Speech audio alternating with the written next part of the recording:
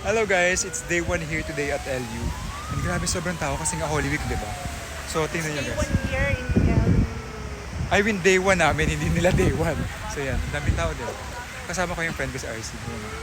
She's from Masbate. She's from Masbate. Ano ba yun si Brian? She's nga! Ano sabi ko?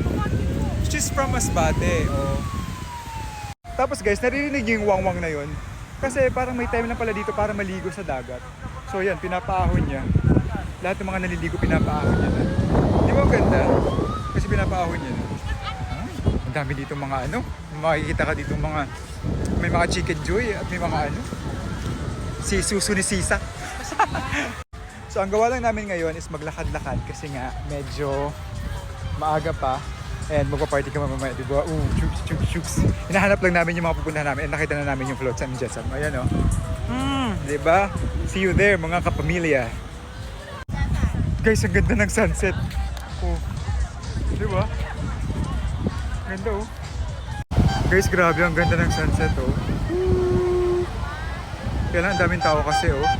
Ang ganda, di ba? Oh. Tapos guys, na iba naglalakad-lakad kami ngayon. Nakita namin sino nga iba? Miss Francine. Francine ano yun? Garcia. Si Francine Garcia. Di ba ba? Yung nagpapageant? Yung Miss... May icon yan. Ano yung best? Ano title niya? Miss Super Serena. Ay, Miss Super Serena.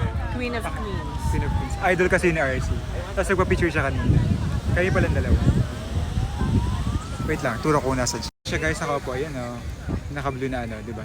Super bait, tsaka super approachable niya.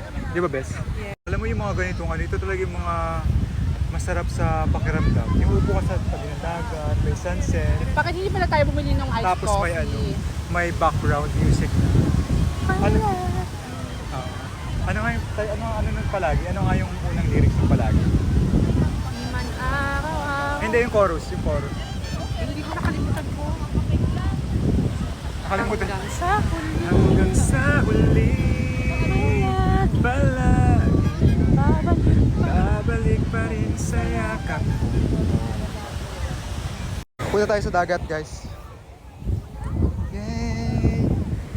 Oh, ito. Diba? Ah!